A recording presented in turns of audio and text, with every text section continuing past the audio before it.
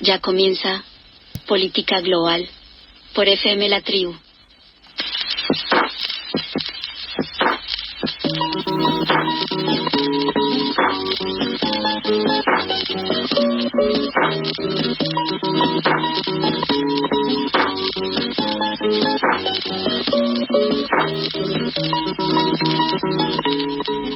La semana pasada, hace unos pocos días, falleció Alberto Fujimori. Recordarán, el expresidente de Perú.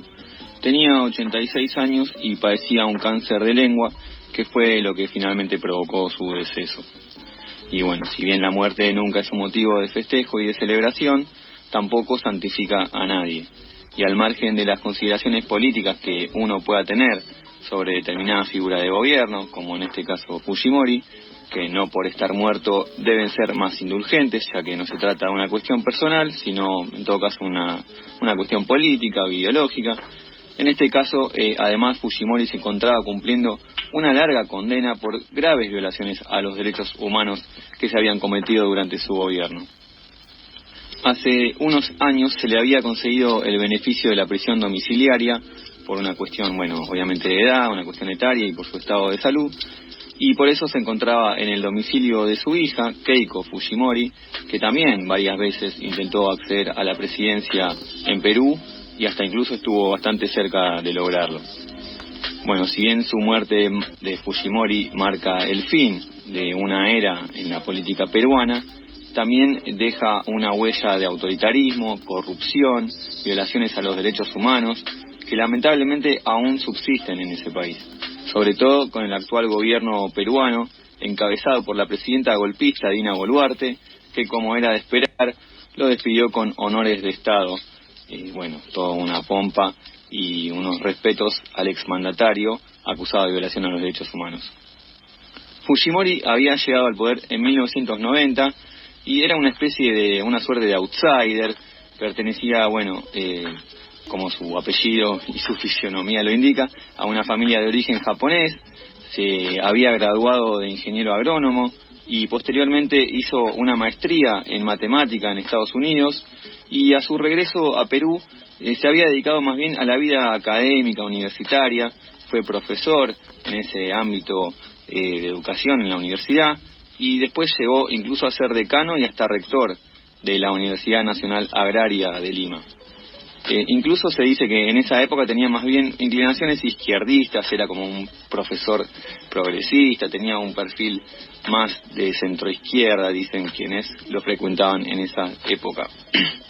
Pero su salto a la política se dio en 1989, cuando creó el partido Cambio 90, con el cual apenas un año más tarde se convirtió en el mandatario máximo del país, en un ascenso francamente meteórico, y su victoria fue en un balotaje frente al prestigioso escritor Mario Vargas Llosa, ganador del premio Nobel, quien había obtenido el primer puesto en la primera vuelta de esas elecciones. Y el triunfo de Fujimori en la segunda vuelta fue todo un batacazo, una sorpresa. Alguien que hasta 1989 ni siquiera tenía vínculo con la política, en un año creó un partido y se consagró como máximo mandatario del país. Cualquier semejanza con la actualidad argentina es mera coincidencia, aunque en materia de política, de regreso al neoliberalismo de los 90 y todo eso, estamos viviendo un revival de los 90 aquí también.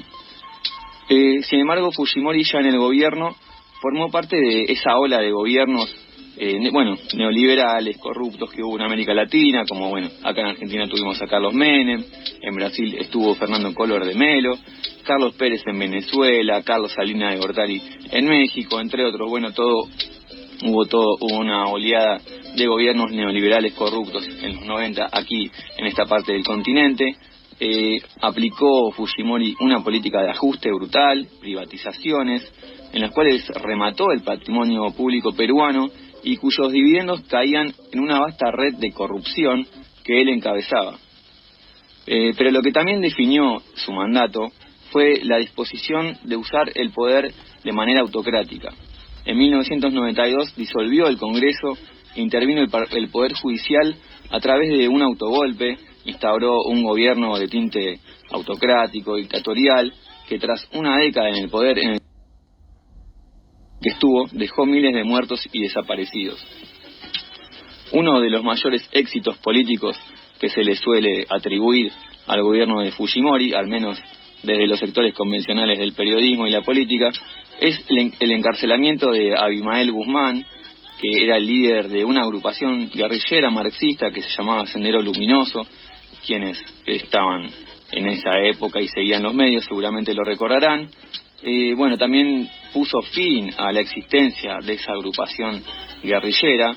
Y bueno, sin embargo, esta presunta lucha contra el terrorismo dejó un rastro de abusos. Por ejemplo, en una operación para liberar a rehenes que habían sido tomados en la embajada de Japón, que había sido llevado a cabo por otro movimiento que se llamaba Tupac Amaru, el gobierno de Fujimori actuó con una brutalidad que incluso incluyó ejecuciones sumarias, por supuesto sin el debido proceso, nada, fueron acribillados directamente los que habían encabezado esa toma de rehenes. Bueno, Fujimori utilizó todos estos hechos para construir una imagen de supuesto líder fuerte, que realmente logró, sin embargo, institucionalizar la represión estatal en Perú. Estuvo involucrado también en un macabro plan de esterilización forzada, en la cual fueron víctimas alrededor de 200.000 mujeres indígenas. Esto fue entre 1996 y 2000, e incluso varones hubo indígenas que fueron esterilizados, en un plan macabro, siniestro, que se llevó a cabo ahí a fines de los 90 en Perú. Y hacia finales de esa misma década, a pesar de haber logrado una segunda reelección, fue a través de un escándalo por una difusión de videos que hubo de su polémico asesor, que se llamaba Vladimiro Montesinos, era una suerte de monje negro al estilo de López Rega con Perón, o actualmente Santi Caputo de Milei. Bueno, un asesor polémico que tenía, que se lo vio circularon videos en los cuales estaba comprando diputados opositores. Todo este escándalo, que causó mucho revuelo en Perú, anticipó su caída del poder, y en 2000 se tuvo que huir a Japón, de hecho, Fujimori, y renunció formalmente desde allí, a través de un fax, mandó un fax con su renuncia. Por ahí, para los más centennial o teenager, hay que explicar de qué se trata el fax. Era un aparato que había en esa época, en los 90, que a través del cual mandabas documentos. Era como un teléfono en el cual podías como escanear o fotocopiar un documento y le llegaba al receptor, una cosa muy extraña que obviamente cayó en desuso. Bueno, a través de fax mandó su renuncia a Fujimori. En 2007 fue extraditado de vuelta a Perú y fue condenado a 25 años de prisión por estas violaciones a los derechos humanos que les mencionaba anteriormente. Bueno, sin embargo, en 2017 fue liberado por un indulto. Bueno, sin embargo, obviamente su legado manchado de corrupción y abusos sigue siendo parte de la historia peruana. Sin embargo, Perú nunca se liberó del todo del fujimorismo. Como ya les dije, sigue padeciendo a través de la figura de su hija Keiko y su partido Fuerza Popular, que mantuvo una presencia parlamentaria y que de hecho le permitió negociar con los bloques políticos en el poder del momento, y que incluso aún sigue allí con una representación considerable.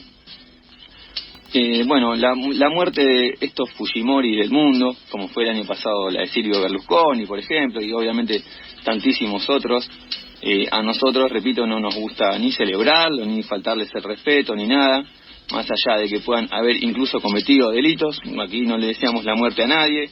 A estas personas se las combate políticamente, y bueno, en el caso de los trabajadores, desocupados, jubilados, los campesinos, las masas oprimidas peruanas, no puede haber ninguna duda de que ese fue uno de sus mayores adversarios políticos.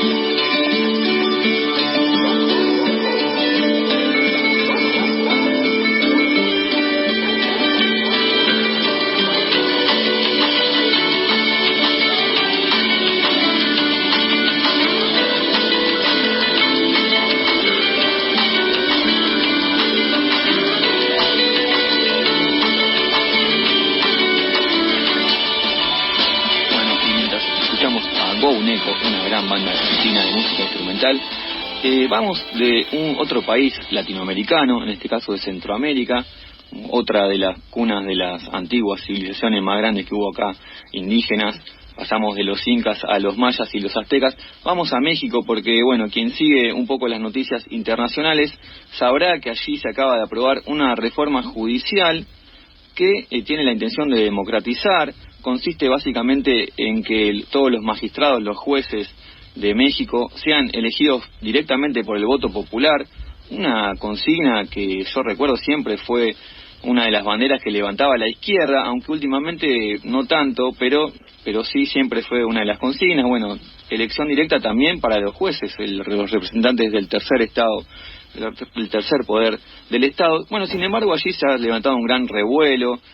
Suelen decir que puede haber una pérdida de la independencia judicial, pero para hablar del tema ya tenemos en línea a Rebeca Donigian Ganime. Ella es abogada mexicana, tiene una maestría en Derechos Humanos, bueno, y una vasta trayectoria en el Poder Judicial de la Federación de ese país.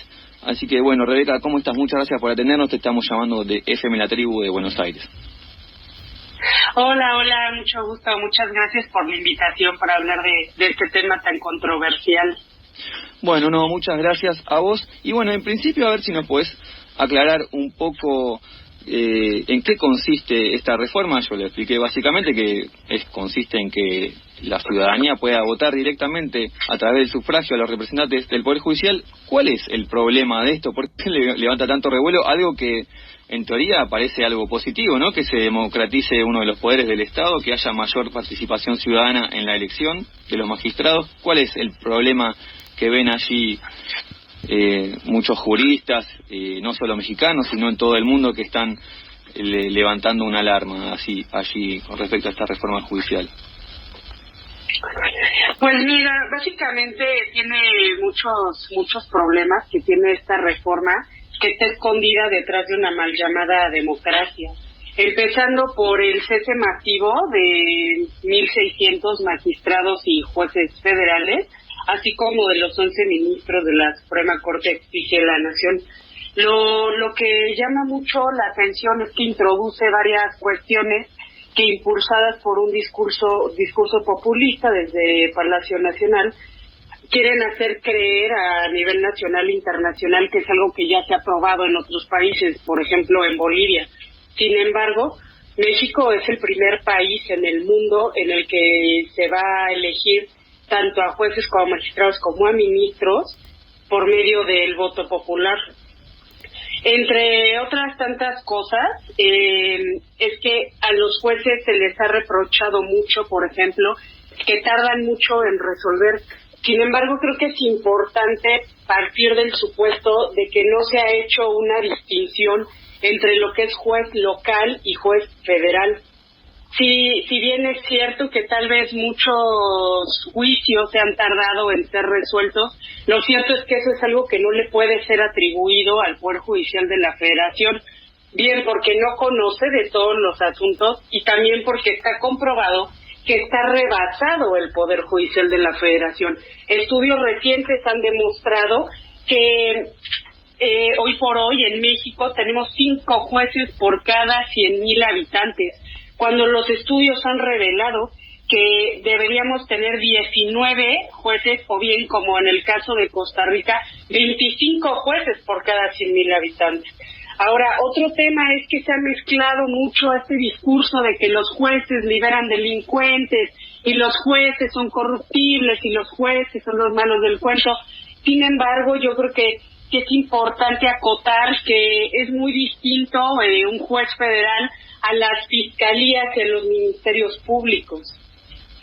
No se le puede atribuir a un juez el hecho, por ejemplo, en materia penal, de que se libere a una persona que ya en automático se le asume como presunto responsable, cuando desde abajo, o sea, me refiero, quienes empiezan con toda esta labor de integrar, por ejemplo, nuestra carpeta de investigación, lo hacen mal. Entonces, yo lo que sí pienso que es importante que quede patente es que el sistema de justicia está viciado de origen. No es algo que se le puede atribuir directamente a los jueces. Ahora, otro tema importante es que impulsado por este discurso populista, se ha mal dicho, diría yo, que tienen sueldos estratosféricos, ¿no? Sobre todo, por ejemplo, los ministros, o los jueces también. Y el otro día escuché un comentario de que ganan 400,000 pesos, ¿no? Mexicanos. Eso, vaya, es una completa mentira. Yo creo que lo verídicamente triste de todo es que todo se sustenta en mentiras y en cuestiones que no se han podido comprobar. No hay ningún funcionario del Poder Judicial de la Federación que perciba 400,000 pesos mensuales. Sin embargo, desgraciadamente, mucha gente ha creído estas mentiras. Otro tema importante a destacar es que dicen que por qué los jueces no se han defendido, ¿no? Que por qué los jueces no han salido a desmentir como todas estas cuestiones que han dicho. Sin embargo, yo creo que es importante dejar claro que los jueces se hablan a través de sus sentencias. Vaya, un juez, a diferencia de un político, no es una persona popular, ni es una persona que viva del carisma, ni que viva de la aprobación de la ciudadanía. Porque a diferencia de un político, un juez resuelve conforme a la ley. Ahora, si bien es cierto, tal vez mucha gente esté inconforme con resoluciones de los jueces, tal vez muchas veces eso tiene que ver con tecnicismos que los abogados utilizamos, que son propias de la legislación, ¿no? Y de la interpretación y de la argumentación jurídica. Sin embargo, un juez destaca por ser imparcial, por ser objetivo, por resolver conforme a la ley, por regirse por ciertos principios como la eficacia, la honradez, el profesionalismo, ¿no? Vaya, lo que voy es, yo creo que una de las cuestiones más alarmantes de esta reforma es el tema de que tengan que ser populares los jueces, magistrados y ministros, que incluso tengan que hacer campañas con una duración de 60 días, como lo dispone la reforma, pero que además no pueden tener financiamiento, obviamente, de ningún partido político, pero sí les van a dar acceso, por ejemplo, ¿no?, a radio y televisión. A mí son cosas que me escandalizan, ¿no? Bueno, otro, sí, dime. Dale, no, bueno, claramente vemos que estás en contra de esta reforma. Ahora bien, decís que el sistema judicial está viciado de origen. ¿Y qué reforma habría que hacerle para mejorar esos vicios que tienen? ¿No es una forma de avanzar, por ejemplo, que la ciudadanía pueda elegir? Bueno, si una de las deficiencias que señalabas era la demora, que obviamente compartimos aquí en Argentina, de los fallos que pueden durar años, décadas, muchas veces, y que no es real justicia cuando tarda tanto. Y bueno, tal vez la ciudadanía eligiendo ve qué magistrado actúa de manera rápida, con celeridad, cuál tiene eficiencia o fallos que deja conforme a las partes en pugna, a la población. ¿Cuál es el problema de la democratización del sistema judicial? Que supuestamente eso puede traer una penetración supuestamente del narcotráfico, que puedan cooptar ahí a la justicia. ¿No es peor así como está actualmente el sistema judicial? Pues no, la verdad yo considero que no. Sí se requiere una reforma judicial, sí, pero no así. Yo creo que esta reforma lo que está haciendo es desmantelar al Poder Judicial de la Federación, que a día de hoy, de los tres poderes de la Unión, es el único que representaba verídicamente un contrapeso a los excesos de los otros dos poderes. Y yo creo que lo que se está pretendiendo es transitar a un Estado autoritario a través de cooptar, como se le dice, al Poder Judicial de la Federación. Mira, te platico, por ejemplo, la columna vertebral de nuestro Poder Judicial de la Federación es nuestra llamada carrera judicial. Entonces, hoy en día, desde el puesto más bajo en un órgano colegiado o en un juzgado de distrito, que es el de oficial administrativo, tú tienes que concursar en los llamados concursos de oposición para ser electo, ¿no?, dentro de esos concursos y poder ocupar uno de esos puestos. Al igual que, por ejemplo, para ser secretario de juzgado de colegiado, yo en lo personal tengo una especialidad para ser secretaria de acuerdos del Poder Judicial de la Federación, que cursé en 2017 y en 2022 tuve que tomar otro curso bastante difícil y exigente, diría yo, que me acredite para ser secretaria de un tribunal colegiado, al igual que para que lleguen nuestros jueces y magistrados. Entonces, a lo que voy es, yo con lo que he percibido con los 9 años que tengo de carrera judicial, es que precisamente estos procesos se han ido haciendo cada vez más difíciles para que sean los mejores quienes lleguen a esos puestos. ¿Por qué? Porque mucha gente cree erradamente que los únicos afectados con esta reforma vamos a ser los integrantes del Poder Judicial de la Federación. Y es un error, porque quienes van a estar afectados va a ser todos los ciudadanos mexicanos, porque el día de mañana que requieran recurrir a un juicio de amparo, que no sé, desconozco si esa figura la tengan en Argentina, sí. Pues obviamente lo preocupante va a ser que te va a resolver alguien que no es experto en juicio de amparo, que muy probablemente, no lo sé, ojalá me equivoque, no sepa mucho de derechos humanos, de derecho constitucional, y quién sabe si te sepa resolver.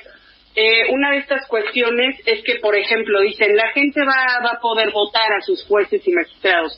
Hoy en día, yo haciendo un sondeo con la gente que me rodea, no me sabían distinguir lo que es un juez de distrito de lo que es un juez local, ¿no? O sea, un juez que resuelve controversias de lo familiar, de lo penal, mercantil y otras materias. Entonces ahora yo me pregunto, ¿va a salir la gente a las calles a pretender querer elegir a jueces, ministros y magistrados cuando no estoy muy segura de que los conozcan? La tradición, por ejemplo, de lo que sucedió en Bolivia, que de hecho nos lo vino a platicar Eduardo Rodríguez Belcé, es que precisamente este sistema produjo que la gente pues simplemente no saliera a votar. ¿Por qué? Porque la gente no tenía conocimiento siquiera de por quién iba a votar.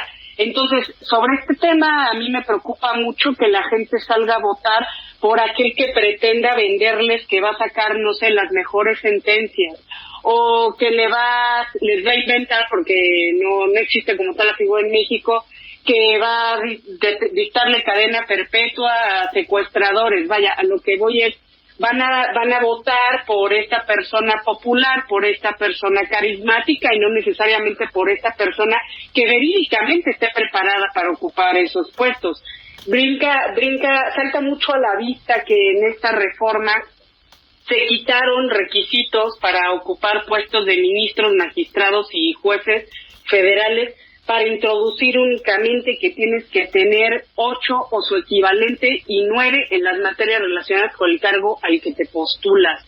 Entonces, bueno, a mí la experiencia me dice que a mí en lo personal me preocuparía mucho que alguien recién egresado de la licenciatura en Derecho le den un puesto así de difícil, así de complicado y sobre todo así de técnico, ¿no?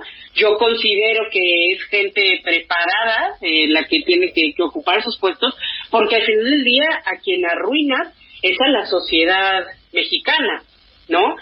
Otro tema que me parece importante tocar es que introducen más bien retoman, diría yo, en esta reforma el tema del sueldo, ¿no? De que no pueden percibir más que el presidente de la República. Esto no es novedoso, esto ya se introdujo desde la llamada ley de austeridad, que me parece que es del sexenio del actual titular del Ejecutivo Federal. Sin embargo, sobre el sueldo hay un tema importante. Hay muchos estudios que demuestran que el sueldo de aquellas personas que imparten justicia tiene que ser de cierta forma no muy bajo ni tampoco obviamente muy elevado, pero sí de tal forma que provoque que no sean corruptibles. Entonces, a mí lo que me espanta mucho de esto es que quienes quieran ocupar esos puestos, muy probablemente, reitero, ojalá yo me equivoque, sea gente que quiera aceptar el sueldo, no precisamente la gente que sea la más experta o la más estudiada, sino quien quiera aceptarlo. Y sobre este tema, hablando de México, que es un país en el que la delincuencia organizada está cada vez más en auge, que posee cada vez más sectores del país, a mí me parece sumamente preocupante. ¿Por qué? Porque considero que va a suceder mucho, que ahora quieran poner a jueces y magistrados, incluso ministros, a modo, ¿no?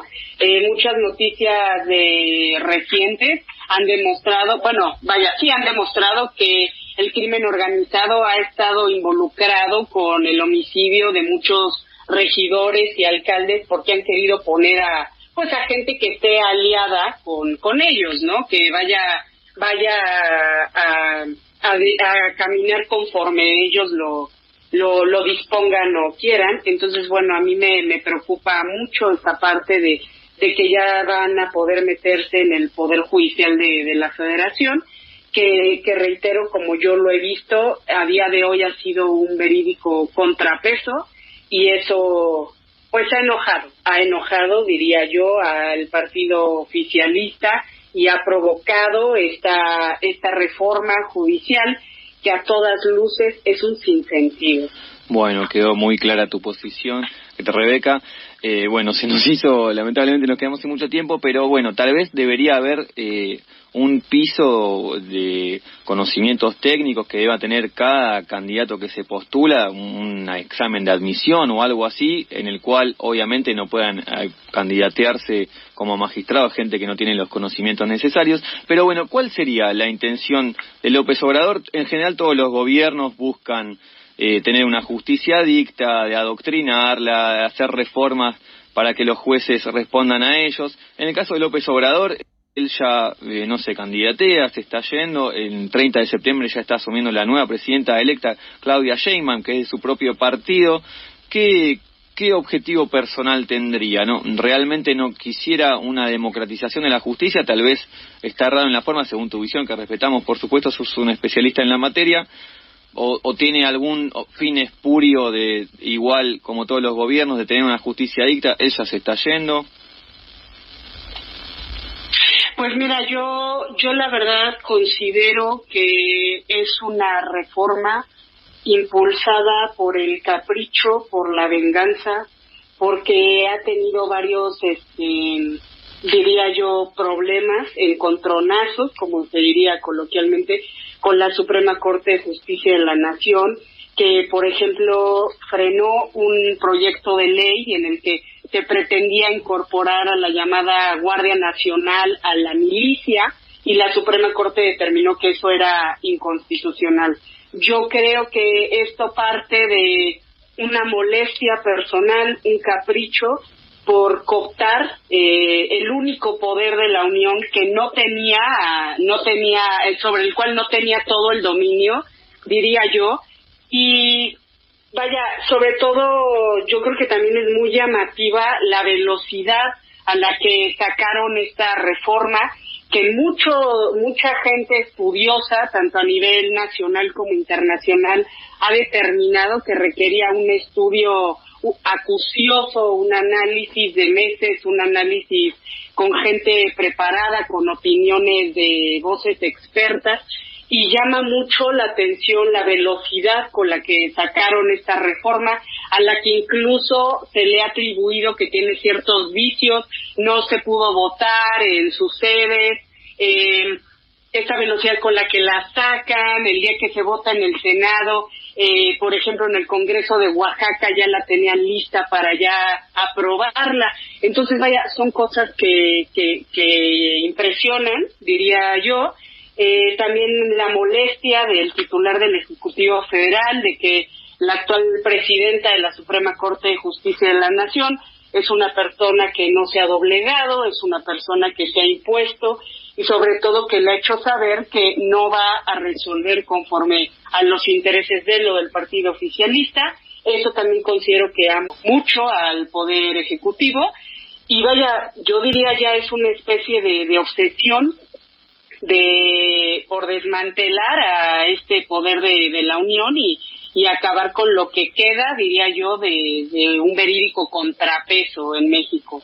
Desgraciadamente, para como lo veo, esto va a provocar, ojalá yo esté errada, que México transite hacia un estado autoritario, en el que pues se resuelva conforme a los intereses de cierto grupo que está tanto en el poder legislativo como ejecutivo y ahora el judicial. Nada más para que te des una idea de lo llamativo, desde 1968 que fue este famoso movimiento estudiantil, ¿no? Desde esa época no veíamos que nuevamente estudiantes de muchas universidades de México, tanto privadas como públicas, salieran a las calles a exigir que por favor esta reforma se repiense, se repensara, se hiciera otra vez, ¿no? Se sometiera a un análisis de verdad importante.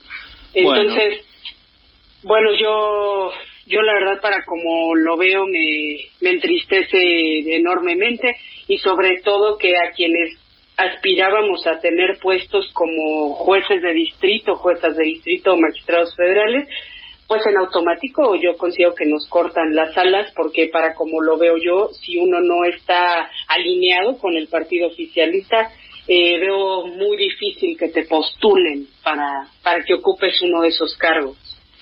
Bueno, Rebeca, igual tal vez te podés postular y quién sabe la gente te vote. Bueno, más allá de la broma, te agradezco mucho por habernos atendido. Sé que nos pudiste atender porque allí es día no laborable. ¿Por qué es feriado? ¿Se puede saber hoy en México? Sí, por el Día de la Independencia. Ah, mira, bueno. Por eso es feriado. Bueno, saludos entonces a todo el pueblo mexicano. Muchísimas gracias, te mandamos un abrazo grande y escuchándote deduzco que no vas a extrañar mucho las conferencias de prensa mañaneras de López Obrador. Un beso grande, gracias por atendernos. Sí, muchas gracias. Hasta luego, Rebeca, gracias. Bueno, hasta era luego. Rebeca Donigian Ganime desde México explicándonos su posición, que respetamos por supuesto, acerca de esta reforma judicial que quiere imponer, que ya de hecho sancionó el Congreso en México. Vamos a ver si la oposición, como pretende, logra derogarla o no. Hacemos una tanda y ya volvemos. Visita nuestra web y seguinos en las redes politicaglobal.ar.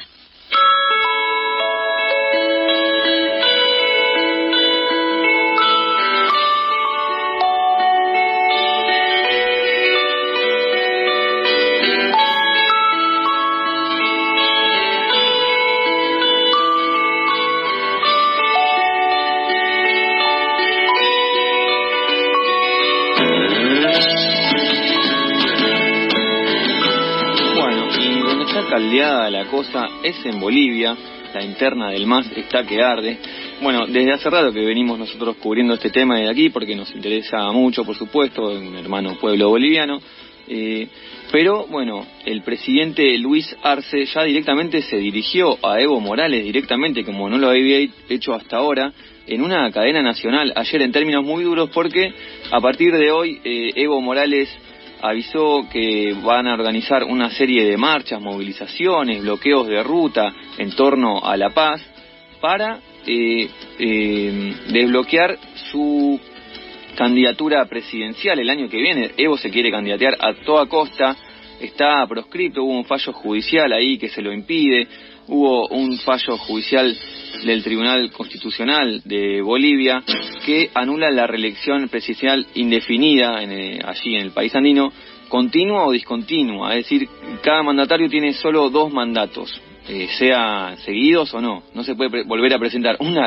claramente una ley en contra de Evo Morales. Bueno, salió a reclamar, allí el MAS está dividido, una parte lo apoya a él, otra parte a Luis Arce, quien no confirmó si él se quiere candidatear el año que viene o no, pero hay allí una intención de renovación, lo quieren ya dar por muerto, al menos electoralmente, a Evo Morales, que a toda costa se quiere volver a presentar, que eso fue lo que de hecho provocó el golpe de Estado de 2019, recordarán.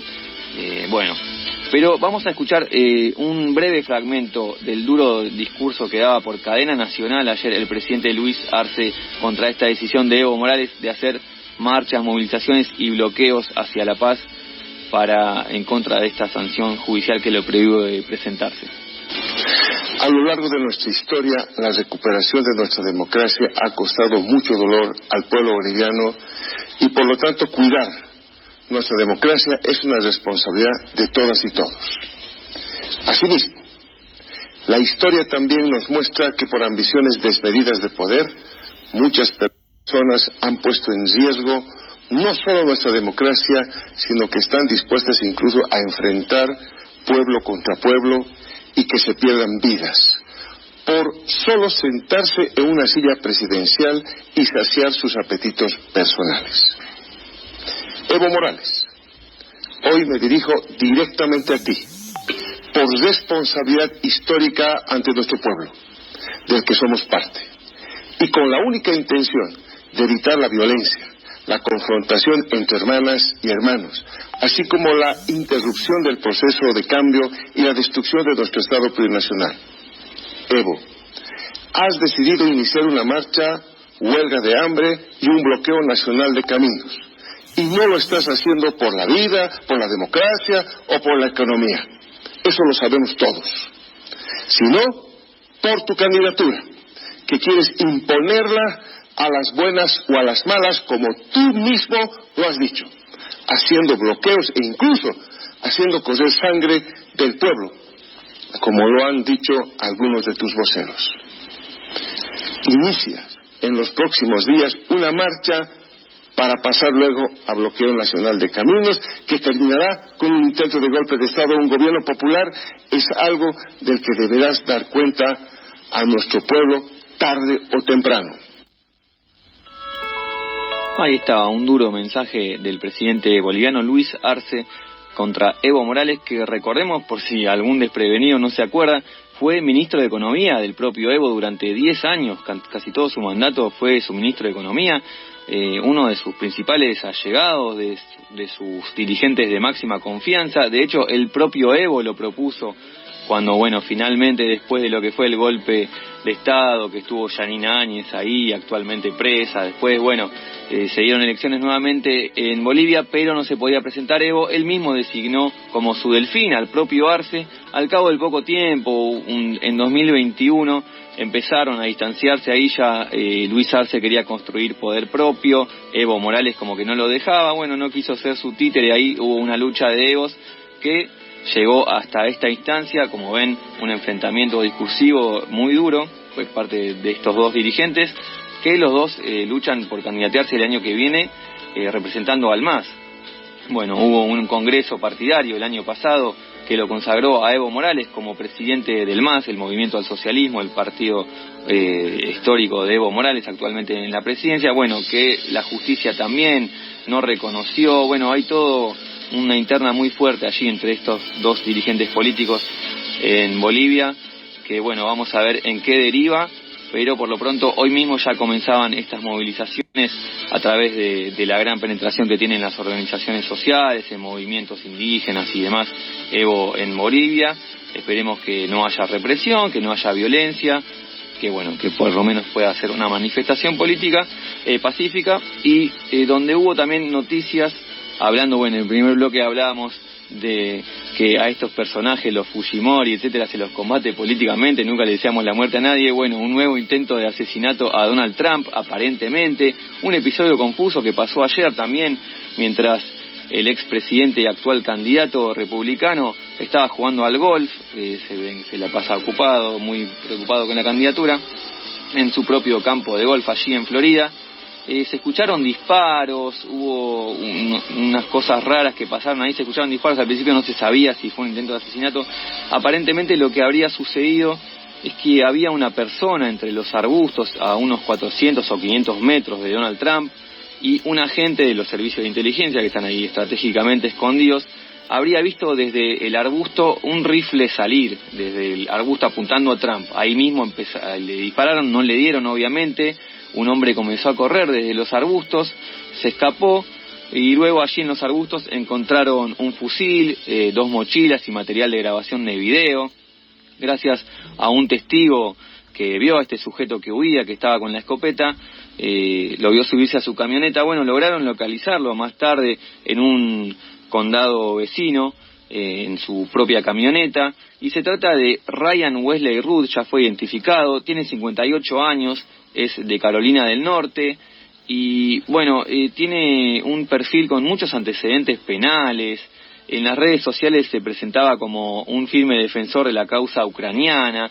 Estoy dispuesto a luchar y morir por Ucrania, había posteado en 2022 cuando comenzó el ataque ruso, y fue incluso ahí a Ucrania sin formación militar, intentó reclutar a voluntarios para luchar contra el ejército ruso, pero además tiene un largo historial ahí con la policía estadounidense, ya desde los 90 por posesión de estupefacientes, conducción sin permiso de conducir, problemas fiscales, se atrincheró en una tienda con un arma automática, otros delitos como portar un arma oculta, resistirse al arresto por parte de un oficial, posesión de propiedad privada, atropellar y darse a la fuga. Bueno, ningún nene de pecho, este hombre que arrestaron de 58 años, aparentemente con la intención de nuevamente atentar contra la vida de Donald Trump. El segundo intento, recordarán, hace 2 meses, en julio, ese disparo que recibió en la oreja cuando estaba dando un discurso de campaña, que apareció ensangrentado en las fotos ahí con la bandera de Estados Unidos, en las fotos épicas.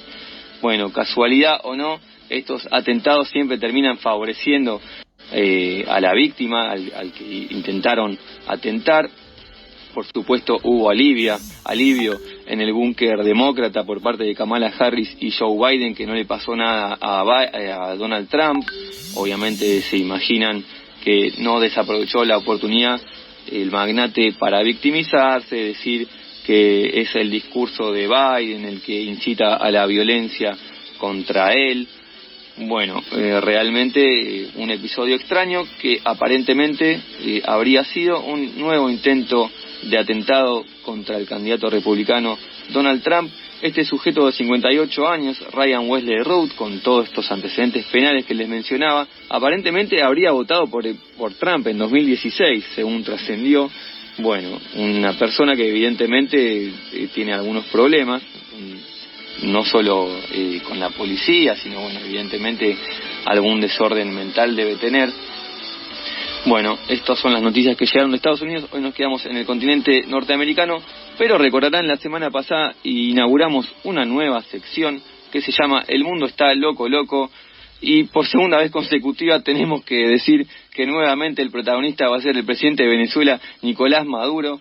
Creo que vamos a tener que cambiar el nombre a la sección, Maduro está loco, vamos a tener que ponerle, pero bueno, el tipo nos da mucho material y no lo podemos dejar afuera, porque la verdad que es muy gracioso. En este caso, invocó al espíritu de Diego Armando Maradona para que despierte en la noche al presidente argentino Javier Milei y no lo deje dormir, pero vamos a escucharlo a él mismo.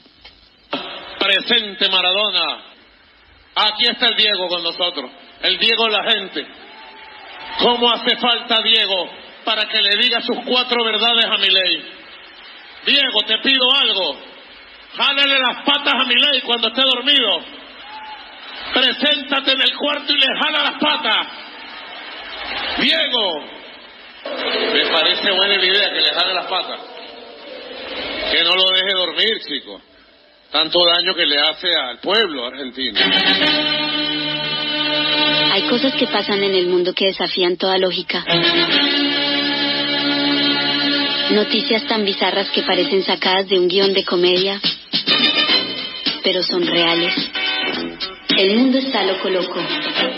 En Política Global repasamos el suceso más insólito de la semana. Bueno, ahí está, escuchábamos a Nicolás Maduro y después a nuestra misteriosa locutora colombiana, Tina. Me adelanté, yo presenté la sección cuando lo tenía que hacer ella, perdón, Tina. Bueno, ya lo habrán escuchado a Nicolás Maduro invocando al espíritu de Diego Maradona para que le jale las patas a Milei y no lo deje dormir. En esta tenemos que decir que lo bancamos, no estaría mal que aparezca ahí el espíritu de Diego a la noche en Milei, que le jale las patas, no lo deje dormir. Creo que está hasta para hacer una remera, jálale las patas Diego, y creo que va a andar bien en la venta. Bueno, ya que estamos en Venezuela, mencionar que hubo fricciones, obviamente, entre el régimen de Nicolás Maduro y España, porque aparentemente hay una intención allí parlamentaria en España de reconocer a Edmundo González Urrutia, el diplomático que fue candidato contra Nicolás Maduro y perdió las elecciones, al menos de lo que indica de manera oficial el Tribunal Electoral venezolano, que obviamente es chavista. Se refugió en España en un asilo político. Aparentemente habrían negociado ahí el Partido Socialista Español con el propio chavismo, con Nicolás Maduro, para darle vía libre que se refugie en España. Creo que le hizo un gran favor a Nicolás Maduro. Sin embargo, el Congreso español estaría tratando de sancionar el reconocimiento de González Urrutia como presidente de Venezuela. Esto obviamente a nivel oficial, Venezuela se quejó a través de la Cancillería, etcétera, hizo un llamado al embajador español. España, el Estado, el gobierno de Pedro Sánchez dijo que no, que ellos no quieren entrometerse de ninguna manera en lo que fue la elección de Venezuela.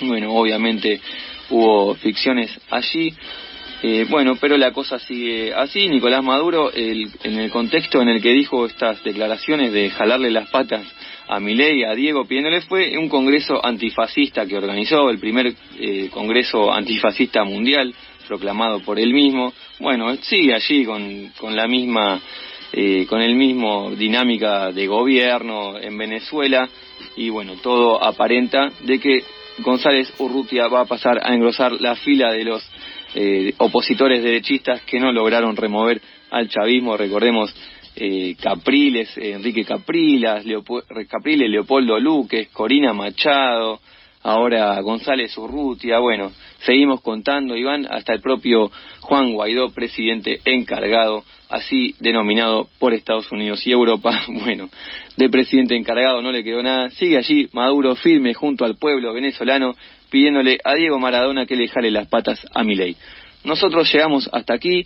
Muchísimas gracias a Cami, como siempre, en la operación técnica, merecedora del Martín Fierro. Si hubiera uno a los operadores, yo creo que debería ganarlo. Hay Martín Fierro para todos, para influencers, Instagram, qué sé yo, de operadores, ¿no, viejo? Dale. Aptra, pónganse las pilas.